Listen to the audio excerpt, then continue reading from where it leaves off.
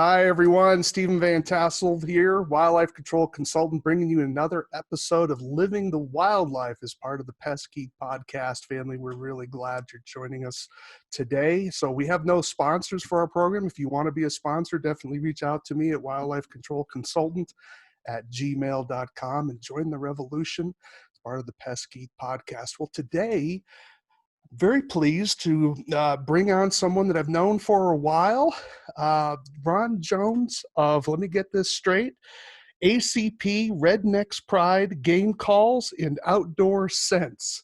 It's a mouthful.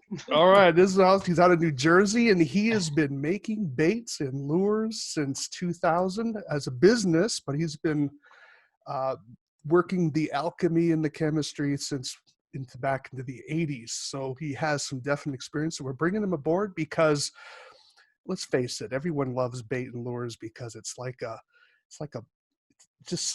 chemistry set for adults, isn't it? I mean, where we just try to find that magic potion to bring the animals in. So why don't you introduce yourself, Ron?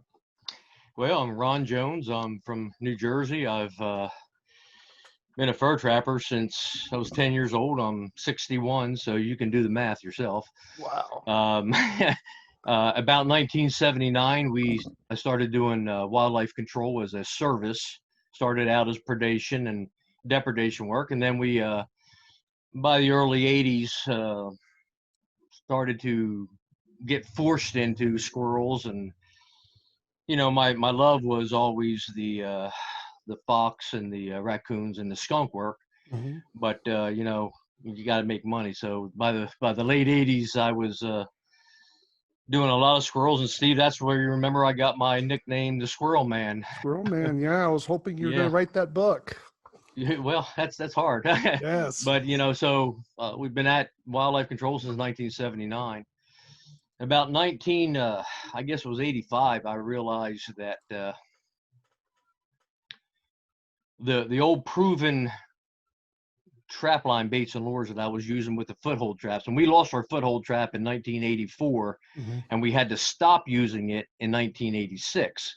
Okay. And then that's when we went to the at that point it was called a non-lethal body gripping retaining snare. Okay. Right. Now we call it a cable restraint, but it's not it doesn't have the same regulations as most of the places do, but we use a cable restraint now. But in 1985, I noticed that my proven foothold baits and lures, and good lures, right. Jameson's, Carmen's, Blackie's Bland. I mean, these guys who mm-hmm. I based my livelihood on. I hate to say it that way. Right. I couldn't catch a cold in Alaska with my pants down in cages, and yet if I threw a cupcake in there, or if I threw a chicken bone or whatever you want to say, some type of an edible food, I could get a critter in there. So that got me into thinking and into the bait and lure manufacturing, or trying to manufacture, and it took me 2 years. But in 1987 is when we came out with at that point we called it Nutter Butter and Nomos, which was the first two baits we came up with, which was for squirrels. We quickly changed our Nutter Butter to Got Her Done, and so now that's what you got. The Got Her Done and the Nomos is what launched me into the bait and lure manufacturing, if you will. Okay. We didn't make bait and lures to sell. My goal, and if you remember, Steve, 90s when we was talking at the Connecticut and all these wildlife control conferences, you didn't see me at the table selling my baits and lures. My mouth was shut about that stuff. I believe that's true. It's going back in some dark ages there. Yeah, to be sure. And actually in probably about 93, 94, something like that, some of the bait and lure manufacturers that was dabbling or buying baits and lures, if you will, and selling them to the industry, the wildlife control industry, mm-hmm. they was buying my product in bulk and then putting my baits and lures under their name, under their label. Sure. And I was happy with that because I didn't want my competition to know what I was doing. From. Oh, interesting. So it wasn't until the late 80s or late 90s, I guess, that my youngest son said, "Dad, I'm willing to help you." He was getting up in, his teenage years, and so that's when we started to really push the baits and lures. Critter Control handled my baits and lures under my name in the late '90s. Mm-hmm. That's when we more or less started to sell to what I called the competition at that point. Well, let's talk a little bit about what makes your, so let's talk about your bait philosophy, I guess, in terms of how that is exemplified by your company. How does your baits differ from the competition, of which there's a lot out there now? I mean, it's kind of a pretty densely populated, it's thick. Yeah, this is probably going to get me in trouble. Okay, well, that's I don't want to get you in trouble, but in terms of how do we help? What advice would you give to most wildlife control operators, particularly pest controllers? I'll answer your question because I was probably the first one, realistically, to come out and actually market to the wildlife control industry a taste bait and lure. Okay. I'm not saying there wasn't any out there, but I was probably one of those first guys in the late '90s when I started really pushing it, and then 2000 really getting into it. That's when I started to talk about the taste baits and lures versus the smell baits and lures. And that's probably, even today, how many years later, 30 some years later, that's probably still the most misunderstood portion of all baits and lures. Because the average fur trapper or the average guy who learned from a fur trapper or reads a book or whatever, their mind is saying the animal's going to come into the smell. And that's true. Right. Okay.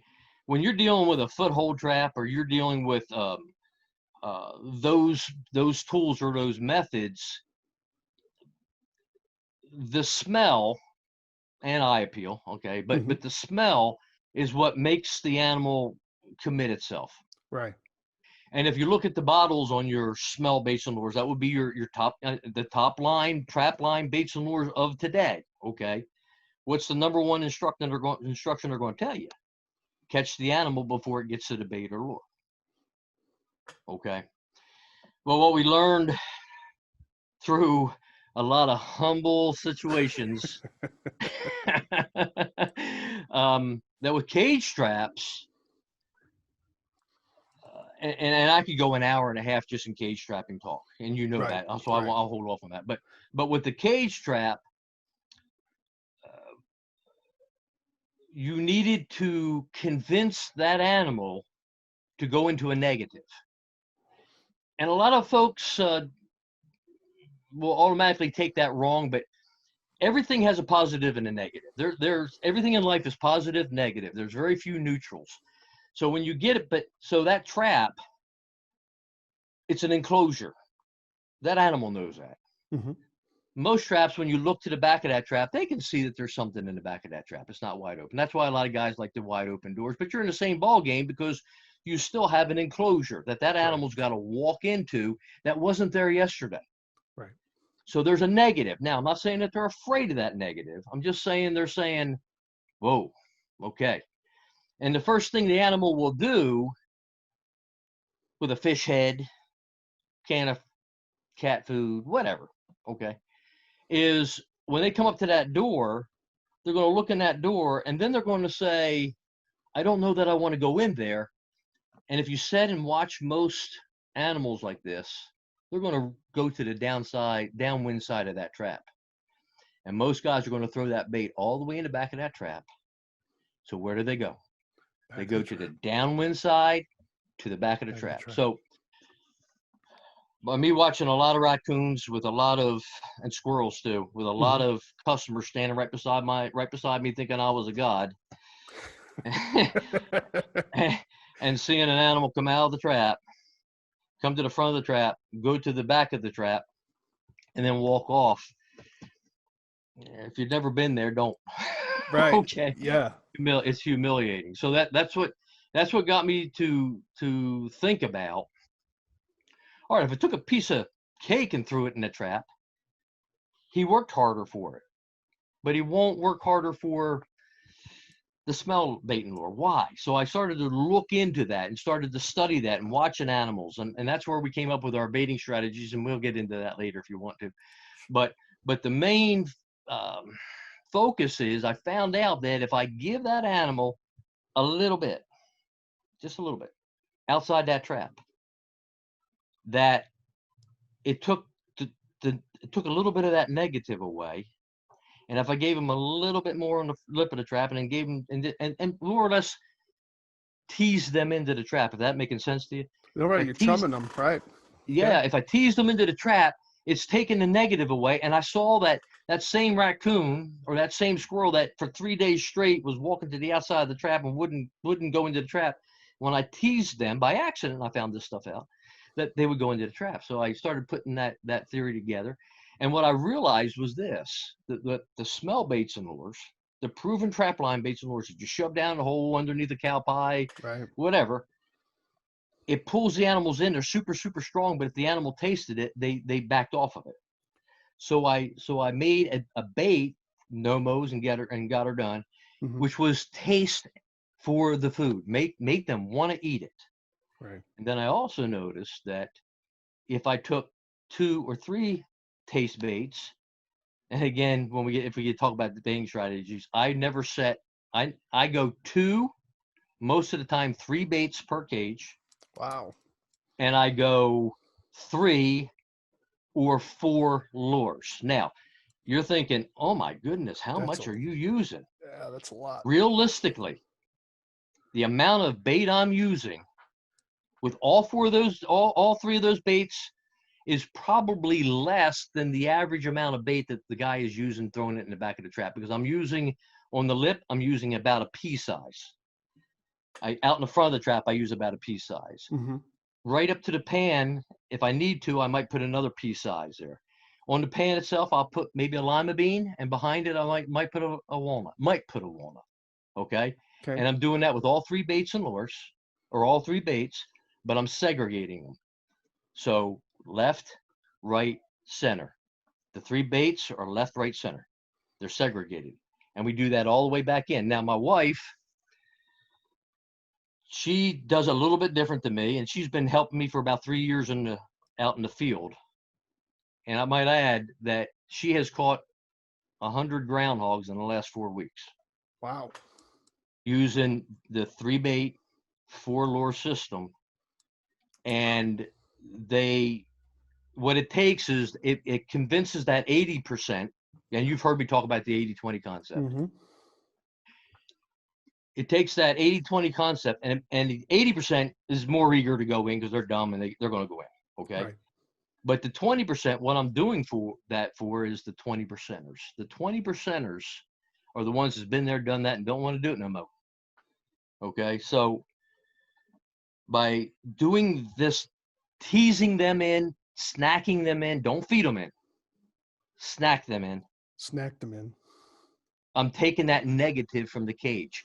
And I found that with cage traps, me personally, and that's just me personally, I want a sweet taste bait and a sweet taste lure probably 90% of the time, and that's winter or summer. Okay. Even on the trap line, because I still fur trap. I don't fur trap for the big money anymore. Of course, there's no big money anymore. No big money anymore. That's all gone. Yeah, unfortunately. But I use the fur trapping every winter to bring me back into what I call the basics. Okay. Every year, many of the old timers, and you probably will remember, Boda. Okay. Boda. Okay. Okay. That name sounds familiar. Yeah, in the late 80s or early 80s or whatever, I was at, I believe it was Hughesville Convention. And I remember sitting at his table and we was talking about catching critters and all that. And he said, Ron, every 5 years I go back to basics. And I went, why in the world do you do that? And he said, because every 5 years, the animals will change their pattern. They will change their habits. They will change their behaviors. He said, but more important than that, every 5 years, I've picked up bad habits, and I don't even know it. By going back to basics every 5 years, he told me, I can pick up those bad habits. I can see what I'm doing different that's good, and then I can see what I'm doing that's wasting time and wasting effort, that's not working, and I can get rid of them and adapt and change and continue to grow or continue to produce better. Never Right. be happy with where I'm at. Sure. Never, ever, ever be happy with where I'm at. Let me recap a little bit for our audience here. And so the difference that you're talking about is that baits can be divided simplistically, obviously, down into two different types versus, the odor baits and the taste baits. And the reason why that's important is because in the fur trapping industry where you're using footholds, you don't need the animal to eat it. He just needs to get close enough to step on the trap. Boom, he's Correct. done. Where a cage trap, you've got to draw them all the way in to this box.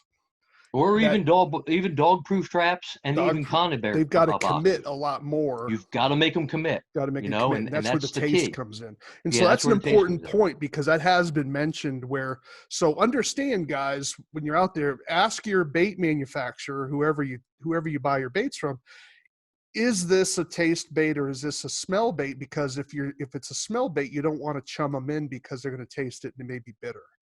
And so make sure it's not about trashing one or the other. It's just making sure you know how to use which one you're using and make sure you're using it properly the way the manufacturer designed it to. So this is good stuff. So talk to me a little bit about you talked a little bit about the baits. Are you using this 3 baits, 4 lure system because you have a lot of trap cautious animals? Well, yeah, we're in Jersey. Let's face it. Every homeowner in New Jersey has a trap, and every homeowner in New Jersey catches animals and takes them out and turns them loose. Okay, so and as well as I do, you and I have had many discussions on this, and we've talked about the trap shy, trap smart, and trap neutral. Okay, 80% are trap neutral, and then you're going to have the trap smart and trap shy. And I believe I don't know if you ever made that video, but that's a whole. And so I've mentioned your name because I took that information. I thought it was classic. Yeah, and that's a 2-hour talk just right then and there. But going back, mine wasn't. Mine was just back to mine that was mindset. like 3 or 4 minutes. Yeah. Well, going back to that mindset though. Right. Okay. I'm using 3 baits that taste good. Because here's the number one thing that people do not understand. They understand it. They just don't think of it. And I asked the question, when an animal comes to your trap, is it hungry? And in the wildlife control field, especially in the summertime, the answer is no. Realistically, unless it's been in its den, in that attic, in the tree, whatever we're doing, whether we're doing ADC or wildlife control. Yeah. When it comes out, it may be a little bit hungry, but it's not super, super hungry, okay? And when it comes out, my gut feeling is, and I can't prove this because I haven't done any scientific studies on it. Maybe that's something you can do. Okay. But my gut is within the first hour and a half, okay, that animal's got his fill. He's already hit the cat food bowl. He's already hit the dog food bowl. He's already hit the trash can. He's past that famish stage, Right. if he was. Even in the wintertime, and you know as well as I do, knowing the fat that's on a coon and the squirrels and stuff like that, they're never really starving unless they're holed up for how many weeks? 4, 5, 6, 7 weeks, maybe. Then they're probably hungry. But when they come out, within the first hour or so, they're filled. So my mindset with the taste baits and lures is don't give them something to eat. Give them a chocolate chip cookie and a glass of milk. That's right. I gotcha. Yeah. And I think that makes sense because in an urban environment, there's food all over the place. Yeah, everywhere. Yeah. And so in that sense, you've got to give them that something special to make it worth their while. Right. And then by me doing the 3 baits, I don't know which bait they're going to want as a snack tonight. I don't know if they want cherry pie. I don't know if they want chocolate. Now, I love chocolate chip cookies. Right. Okay. Hot chocolate chip cookie coming right out of that oven with a glass of milk. Man, I tell you what, I don't care how full I am, I'm going to eat it. Okay. I got to eat it. I may get sick afterwards, but I got to eat it. All right. Yeah. And that's what I'm trying to do with these animals, that when they come up, they've already had their cat food. They've already had their dog food. They've already had the trash, the Burger King or whatever. Mm-hmm. I want them to come up a kid in the candy store. And I use a philosophy. I want it to be a fat man's view of a smorgasbord. Okay. I But you're want focusing more on the sugar. Where's the fat come in? Is none. it just I'm not even thinking about that. fat? Okay. You know what? Because I personally don't think the animal's sitting there thinking, I need my calorie intake today. Okay. I personally think the animal comes up and says, man, that smells pretty doggone good. Do I want it or do I not? And so if I got persimmon as a lure, and I've got banana bait, and I've got a chocolate chip cookie, which one is he going to prefer to eat? Because at that point, by making him want to, or her or it, and females, and you know and I know, females are the hardest animals to catch. When they've got young, they're a pain. So I want her mind off of the negative. That's all the smells in that trap, all the negatives around that trap. I want her keying in on that kid in a candy store seeing all this candy in front of them, and they don't know which one to take.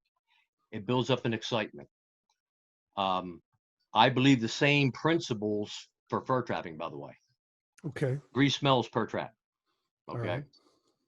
Right. But in fur trapping, you may be a gland lure or something like that. Right. But in the cage trap, especially in the summertime or in a normal situation where the animal is wanting to snack on something, even if it's 1 o'clock in the morning. Okay. And we know when it, in the wintertime, it gets dark at 5, he comes out by 1 o'clock, that's what 6-7 hours later. I want that thing to say, oh, this smells good. And I'm offering them 3 baits to eat that way. All right. It's got its pick. It may not want this one tonight, but it wants that one, and it may not want that one. So I'm adding the excitement to it. Also, by adding the lure, which is also a taste lure. Okay. If they lick it, it tastes good to the animal. Maybe not to us, but to the animal it does. Right. Okay. I'm giving it more of a reason to want to go into that cage. So how do you apply the lure? I mean, the bait is pretty straightforward because it has some mass to it, right? But how are you applying the are you dripping it in? Oh no, I stream it in or drip it in. Stream it in. Okay. What I usually will do is I will usually take the 3 baits or lures, the 3 baits rather, and I will usually put them out in front of the trap by about a foot, 6 inches. And I usually take an eggshell or a marshmallow and put out there. Okay, getting some visual appeal. All right. Well, it's not only the visual. It's a visual, but it's more important for me. Okay. And I'll explain that in a second. Then I come up to the lip of the trap, and then I'm going to put my 3 baits, boom, or 2 baits, whatever you want. I find fur trappers are 2 baits. Wildlife control guys go 3. Wildlife control guys are not afraid to spend $7 for a jar of bait, where a trapper will scream and cry for spending $7 for a bait. Different money system, absolutely. Yeah. So you put that little smear, a pea-sized smear out front of the trap, about a foot. You go just inside that, right on the lip. Put a little pea size right there. And then I go to the treadle, and maybe right in front of the treadle, I'll put some, or maybe on the treadle, I'll put a larger size. That first lure, say I'm going to use my persimmon or my purple passion. What do you say? I'll take the purple passion, and from that outside marshmallow, I'll dribble a little bit on that marshmallow or that eggshell. I'm really starting to like eggshells more than marshmallows. Okay. But I take because the ants don't eat the eggshells, where the stinking ants tear the marshmallows up. Okay. And the homeowner, and this is something for every professional out there. I don't care what you use. I don't care if you're using Jiffy peanut butter. Take the stupid label off of it. Yes, put some bird seed in there, and put some food coloring in there. Oh gosh, I tell people that all the time. Don't insult your client. Yeah. And I here's how I describe. This is one of my pet peeves. So I'm glad you brought it up. And that is, look, folks, when they're hiring you, it's sort of like, how would you feel? The analogy I use is, how would you feel if an electrician came to your house and was charging you $80 to show up, and all of a sudden he walks over to the wall and plugs in the appliance and it works and charges you $80? Now, did he fix the problem? Yes, he did. Did he deserve his $80? Yes, he did. But do you feel like you love him? The answer is no, right? So why are you doing that to your client? You don't have to. I'm not telling people to lie to their clients. It's none of their business what you're using, other than you're telling them it's maybe food-based. There's no chemicals in it unless you're putting some in. You have to be honest about that. But you don't have to tell them what you're using. Say it's a food-grade product. That's it. If it is, I mean, and so you don't have to say just, well, I know that's peanut butter, and just smile at them. You don't have to say yes or no, just smile. But you don't have to lie to them. And so, And that's why I changed from marshmallows, because the marshmallow, they say, well, I can do that. And That's every right. customer Yeah. thinks Yeah. that marshmallow is the bait. Yeah. And, you know, like I set a trap up today, and the lady looked at it and she goes, I don't see the bait and lure. I said, look harder. And she said, I see some little stuff in there. I said, that's the bait and lures. That's the bait. So I said, you don't see the lures because the lure is in the ground. Yeah. I said, but, you know, the marshmallow is for me. And I might as well say it now. The marshmallow is how I distinguish whether I got a trap neutral, trap smart, trap shy animal. So it's a little trigger for Okay. it. Okay. So that marshmallow out in front of that trap, and I run that first lure, Purple Passion. I run that into the trap and usually halfway into the front of the trap. Okay. I got the next baits and lures on the pan, we'll say, because you're the trappers and they don't want to put they don't want to use a pea-size more. Okay. So they put it on the treadle, on the pan. I'm going to take a second lure. And for example, here, I'm going to go from the lip of the cage on the right-hand side of the trap, and I'm going to run that all the way to the pan and pour it on the pan. All right. Okay. Then I'm going to take the third lure, and halfway in the trap, I'm going to pour it from halfway in the trap to the back of the trap, over the pan into the back of the trap, and then the fourth lure, now that's on the left side, and then the fourth lure, right smack dab in the middle, I'll pour a good glob in the trap. By the way, I'm applying all baits and lures through the top of the trap. You're not worried about the animal jumping on top? Nope, because what I'm doing there is I'm getting two air currents. Yeah, okay. I'm getting the air current on the ground where the bait and the lure is, and that's going to roll out depending on how much air current you actually have. We prefer, and this, I'm supposed to give a talk, I think. I'm supposed to give a talk later on about cage trapping, so I'll give a little secret. You want the cage trap opening facing the direction of the animal. That's smart number one. Sure. Okay. Yeah, you don't want him coming up to the side. Right. Yeah. If you can make the trap with the air flowing through the trap from back to front, that's much better. But reality-wise, that's not going to happen. I think that's harder in an urban area anyways, because of the structures, I think, screw up some of those wind it's bouncing around. Yeah. But you want as much as you can for the airflow to come to the front of the trap and the front of the trap to be the direction that the animal's coming from. Yeah. Okay. And then what you're going to do is, by that animal coming up and hitting that bait and lure and smells out front of that trap where there's no negative at this, it's far enough. It's like the coyote standing 18 inches out from that dirt hole. Right. He's just standing there looking. He's not committed. He knows he's okay. Okay. Right. That animal, and I learned this the hard way. I learned this from raccoons, and I learned this from squirrels. People say squirrels are stupid. They are not stupid. I have seen many a squirrel stand in front of that trap, 6, 8, 10 inches out in front of that trap, just looking in that trap, saying, do I want it or do I not want it? Right. Okay. Raccoons do the same thing. Skunks, oh my gosh. Skunks are not dumb either, and they do the same thing. Skunk would drive your hair, make me pull my gray hair out. All right. So when they come up and they hit that first bait and lure, they can't help but do what to that marshmallow? They can't help but move it. They got to move it. Okay. They may not eat it. Right. And that's why I say to the customers, when the customers say marshmallows, is that the bait? I say, no, they'll eat a marshmallow, but that's not a good bait. If I was to just throw marshmallows in your trap, I'm probably going to get a 50-50 chance of catching something, realistically, just marshmallows.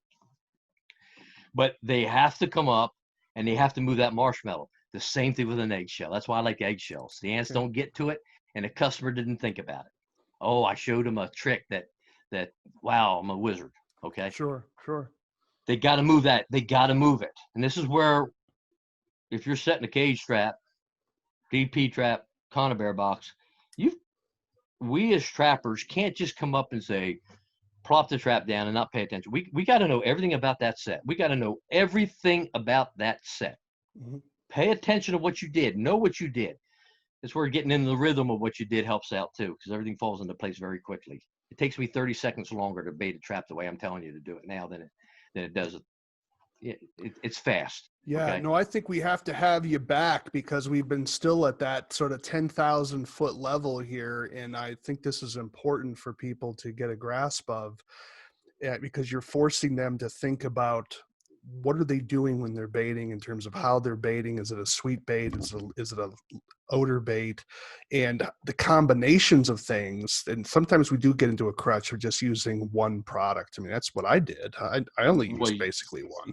if I'm So after boar coon, I'm going to use fox urine or gland lure in the back well, of that we'll game. need to have you back and start drilling down into some of the specific lures for bait and lures for specific species and some of that. But I like some of the tactics here about mixing it up, especially as more and more people are dumping animals around, and now they've had a bad experience in this square thing, and now I don't know if I'm walking back into it again. And so it's becoming an issue, and it has been an issue for some time.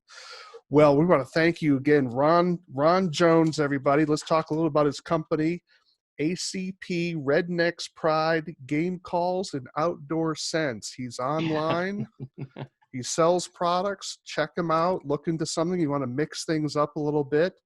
I'm sure he'd be happy to get some traffic and get some sales and take care of your situation. You know, sometimes it helps to have a few things in the back of your truck that are just going to be used in situations where maybe you just want to do a little change up. I definitely think 5% of all of your work should be a little bit of experimentation, because you're not going to be able to improve your marketing in your work unless you're doing something different than all the competition. So you've got to make sure you're learning, and hopefully our Pesky podcast is part of that learning. Ron, thank you I so just want to much. say one thing, Rick, Yeah. right on. You hit the nail on the head, and I've been preaching this to all these guys I train and all that. We all start off at the same point. We know nothing. And through whatever time frame and whatever mentors and whatever bubble we have, we grow at certain levels.